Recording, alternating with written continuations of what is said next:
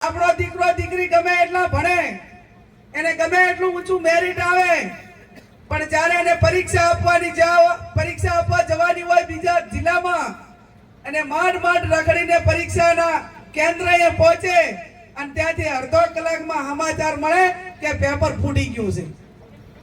આ સ્થિતિ આજે આપણી બધાની છે. અને હવે તો આ લોકસભાની ચૂંટણી પણ પેપર ફોડવા વાળા જ લડે છે. અને પેપર ફોડવા વાળા ચૂંટણી લડે છે ત્યારે એમને 7મી તારીખે મતદાન કરીને એમને ફોડવાના એ આપણી સૌનો પોતાનો હક છે.